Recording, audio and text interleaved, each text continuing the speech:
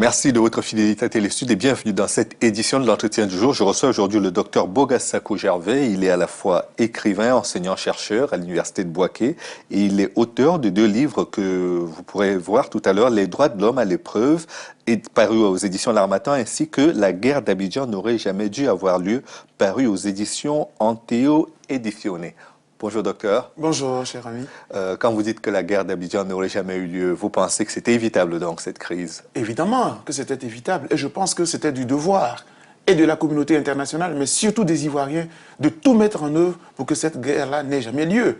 Quand on regarde les conséquences dramatiques, les violations graves des droits de l'homme, les massacres des vies humaines, pourquoi? Pour un poste politique. Et moi, en tant que militant des droits de l'homme, je dis, quelle que soit la grandeur d'un poste étatique, il ne vaut pas la vie humaine.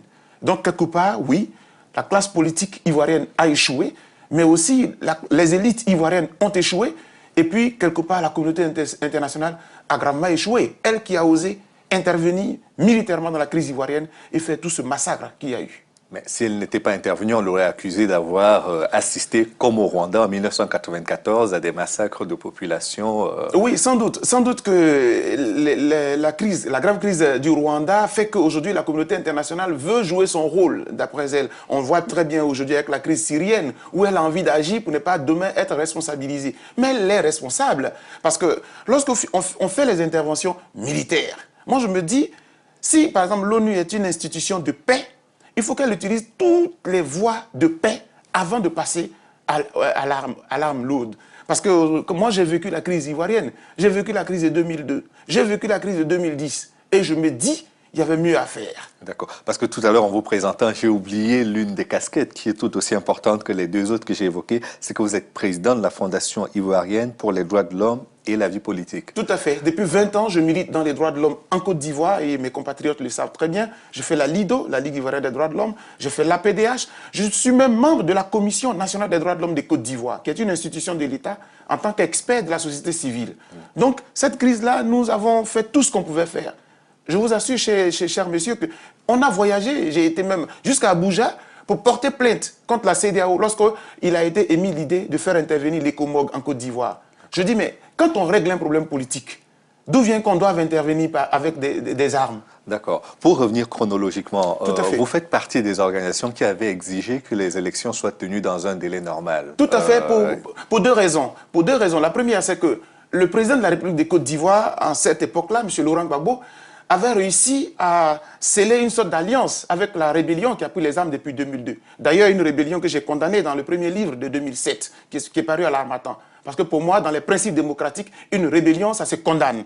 Or, la communauté internationale a fait le lit à la rébellion à Lina Makoussi. Donc, quand M. Laurent Gbagbo a réussi cet exploit de se mettre avec M. Soro Guillaume, dont il a fait un premier ministre, il a lancé cette grande phrase, « La guerre est finie ».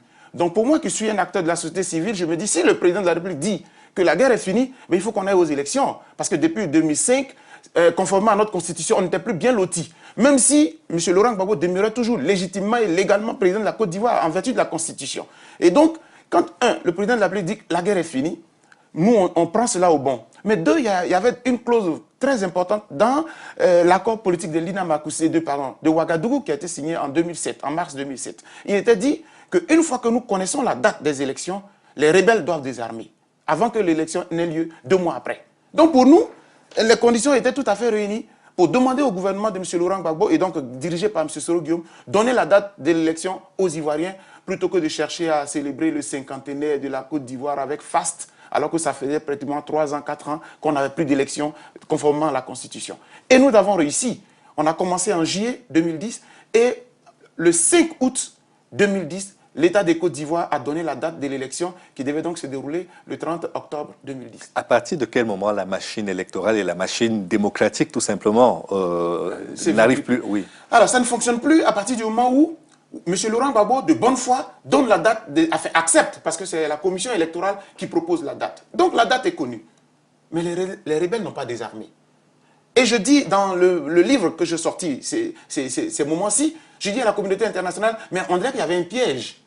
Il y avait un piège contre la Côte d'Ivoire. Vous y avez participé un peu en poussant le gouvernement. Non, mais nous faisons notre travail d'acteur démocratique. Vous savez, un militant des droits de l'homme, il est attaché au principe. Moi, je veux un président légitime et légal.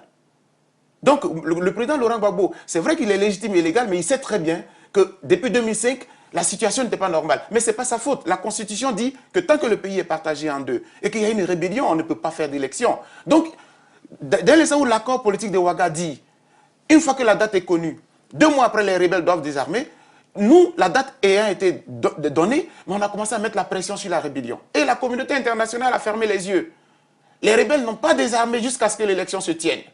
Et je vous assure que dès que le jour de l'élection est advenu, on a vu toutes sortes de massacres. C'est pour cela que la crise ivoirienne, il y a tellement d'experts maintenant internationaux, mais il faut peut-être la vivre au-dedans pour savoir ce qui s'est passé réellement. Et c'est ce que j'essaie de montrer au grand jour. Vous avez vu même le sous-titre de mon dernier livre, j'ai dit « Et si M. Nicolas Sarkozy avait trompé le monde entier sur la crise ivoirienne de 2010 ?» Oui, parce que le monde entier a été trahi en faisant de M. Laurent Gbagbo un dictateur, un assassin et tout. Mais le vrai fond, on ne l'a pas dit. On ne peut pas aller à une élection démocratique quand la rébellion a encore les armes. Et voilà ce qui s'est passé. Le 30... Ça s'est fait en Afghanistan. Oui, ça s'est fait en Afghanistan, mais c'est pas... Vous savez très bien qu'en Afghanistan, comment dirais-je, c'est pratiquement une parodie de démocratie, je voulais dire. Et c'est pour cela qu'aujourd'hui, même les États-Unis et l'ONU est un peu indexés dans l'élection de M. Karzai, ce qui s'est passé pratiquement en Afghanistan. Et on ne peut pas faire la démocratie en faisant le lit aux rébellions.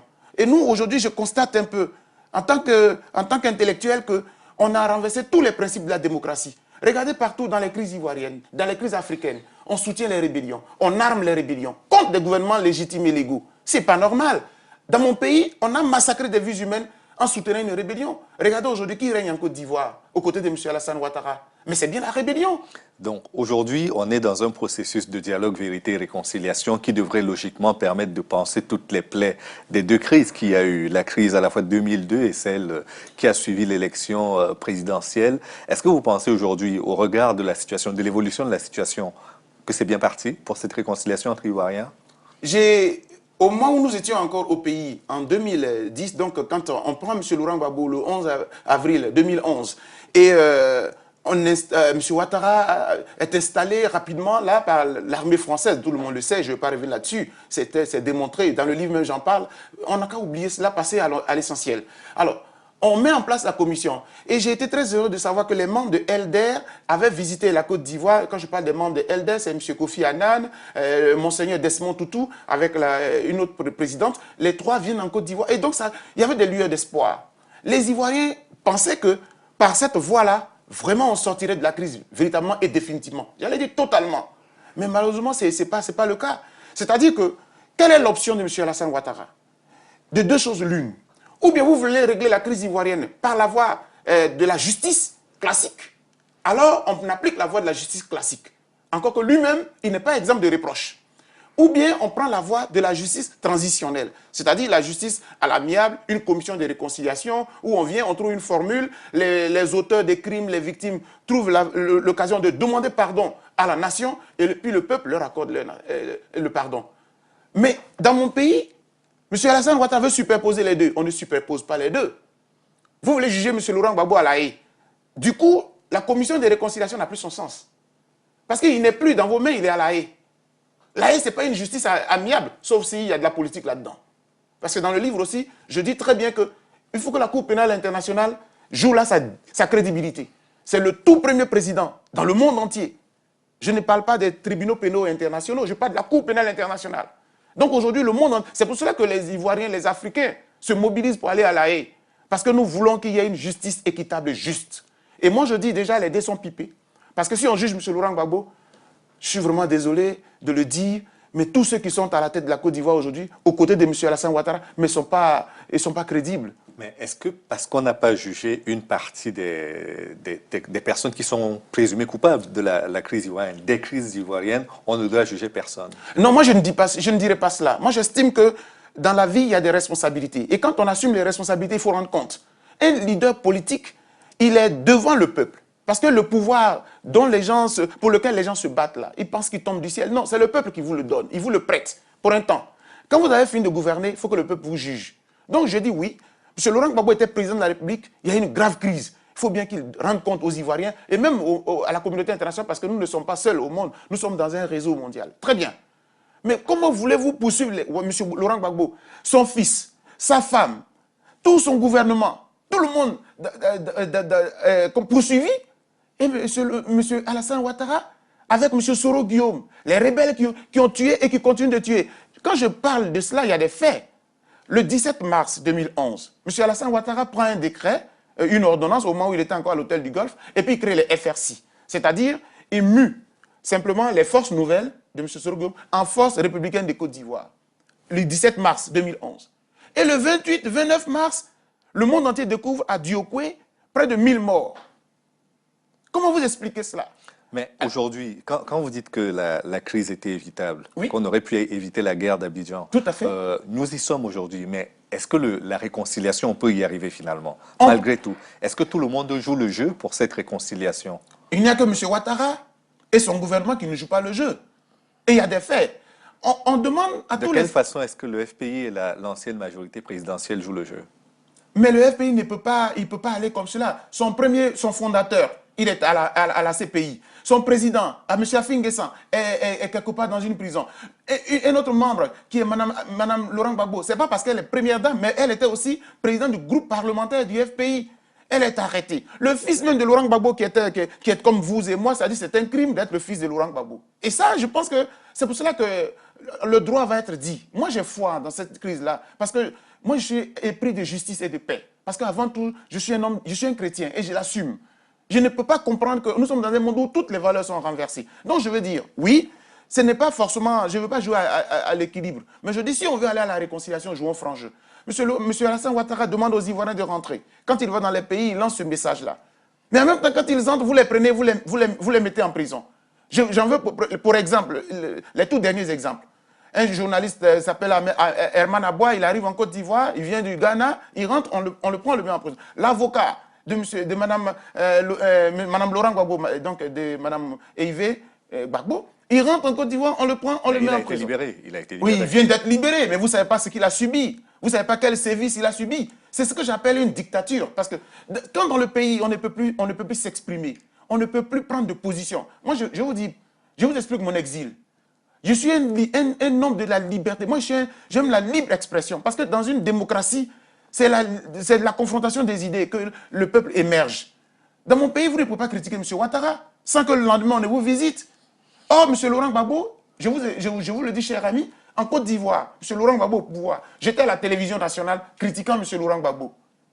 Ça ne veut pas dire qu'il est parfait, mais il gouverne, c'est normal que nous le critiquions. M. Ouattara, on ne le critique pas. Merci beaucoup, Dr Bogas Sakou-Gervais. Je rappelle que vous êtes président de la Fondation ivoirienne pour les droits de l'homme et la vie politique et que vous êtes également enseignant-chercheur à l'Université de Bouaké, même si vous êtes aujourd'hui réfugié politique en Italie. Merci d'être venu. C'est moi. Et merci à vous d'avoir suivi l'émission jusqu'à son terme. Rendez-vous demain pour une autre édition de l'Entretien du jour. À bientôt.